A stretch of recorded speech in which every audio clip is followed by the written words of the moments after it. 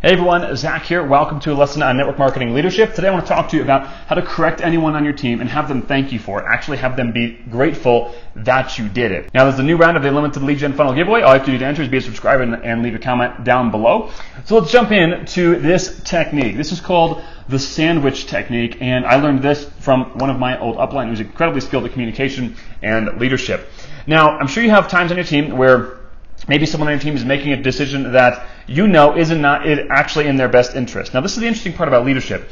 Leadership is not getting someone to do something that, they don't want to do, although sometimes they don't want to do it. Leadership is actually just helping someone get the thing that they said that they wanted after the emotion has left in which they said they wanted it in. That's what your purpose is as a leader, is you have a downline. They said, hey, I want to hit XYZ goals. I want to make 6 figures in network marketing. Say, okay, sounds good. You're the leader. You're the coach.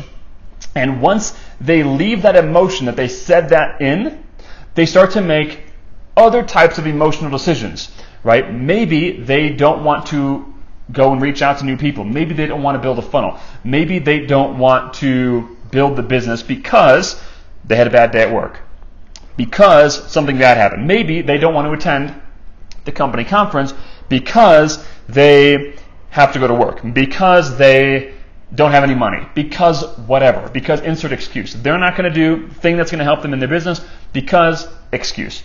Your job as a leader is not to get them to do what you want them to do. It's to get them to do what they should do to get the result that they said they wanted. Manipulation is when you get someone to do something for your benefit. Leadership is when you get someone to do something for their benefit. Okay, so I'm going to show you how to correct someone right now and have them thank you for it. So let's have a scenario. Let's say that you have a downline, and let's just call his name Joe. And Joe isn't reaching out to people because he is too busy, right?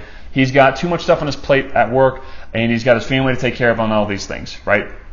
So every time you talk to Joe, he kind of always complains that he's not getting results. He says, the business isn't really working. But you know for a fact, or at least after talking to him, that he's not taking enough action to actually get the result that he should be getting, or that he wants to get, right? So we know the situation. Now let's think about how to correct him. The best way to correct him it's called a sandwich technique. You tell him something good, you edify him for something, then you correct him, and then you edify him again. Okay, so that's the sandwich technique. So good, correction, good. So for instance, I'm going to look for anything I possibly can that Joe is doing good.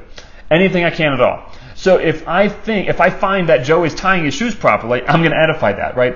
Now it's a little bit of a joke, but if I find anything, I'm going to edify that. Now, remember this. People do not do what you teach. They do what you edify. If people do what you taught, you probably have a really big team of people that are doing exactly what they should.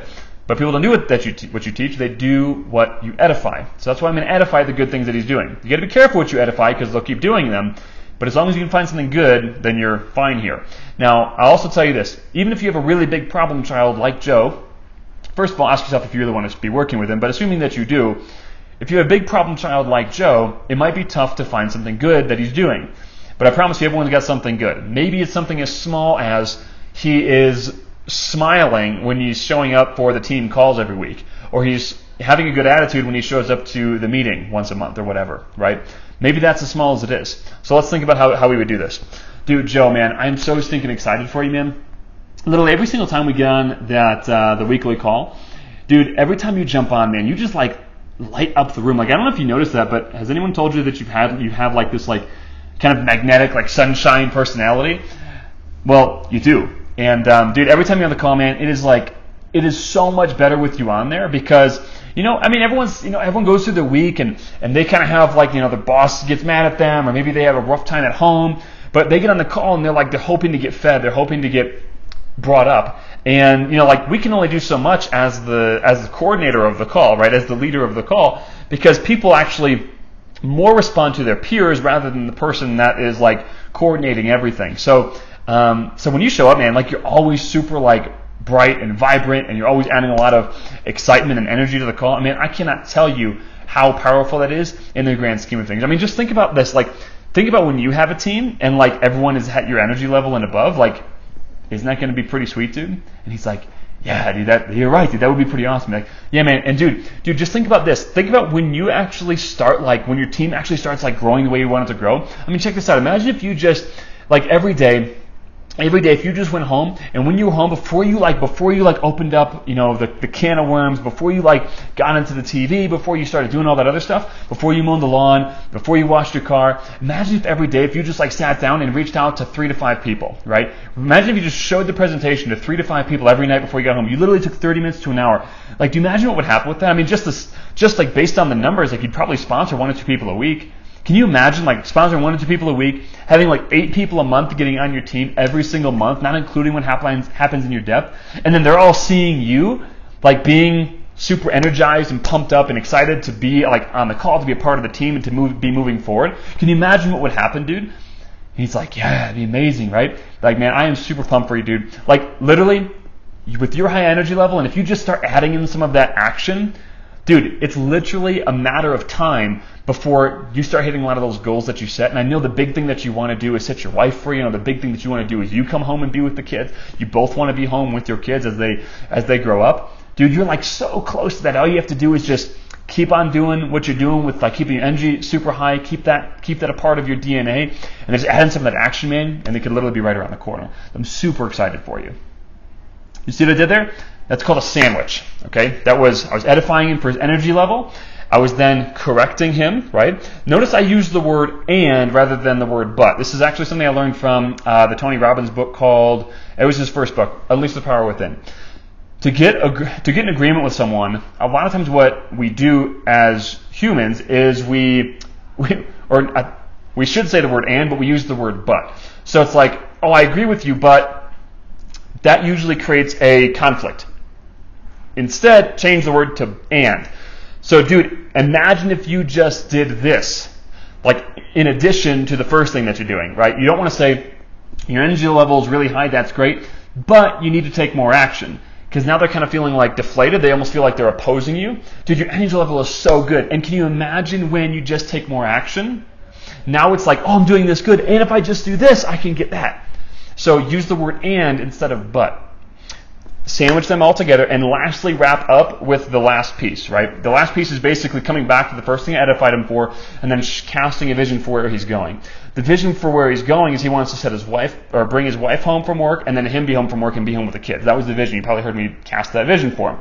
So I'm edifying him, correcting him, kind of coming back to that original edification, then casting that final vision. That's called a sandwich. And this is how you correct really anyone for pretty much anything, and have them thank you for it, right? No joke.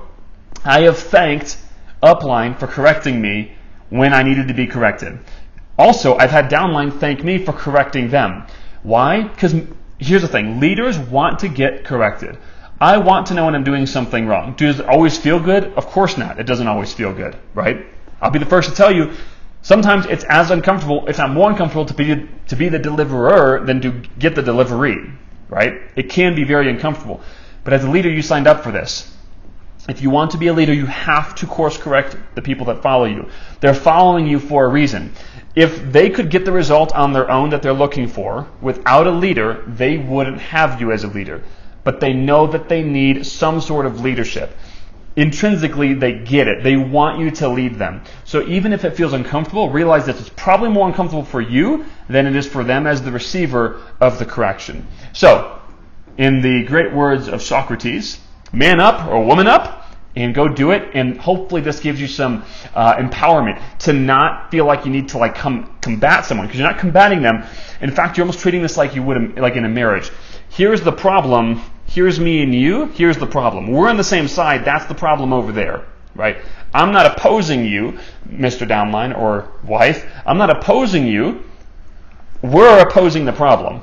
So treat it like that. We're on the same team. The problem is over there, external from us. Let's wipe it out and move forward together. Cool? Does this make sense? All right, cool. If you want to join the private discussion group talking about using sales funnels for network marketing, and of course talking about leadership, that's MLMsalesfunnels.com. You can join down below. And lastly, if you want to learn how we use a leverage recruiting system to build our business, that's MLMRebelsBlueprint.com. So appreciate you all. Smash that like button, leave a comment down below. Let us know what you think, and I'll talk to you all very soon.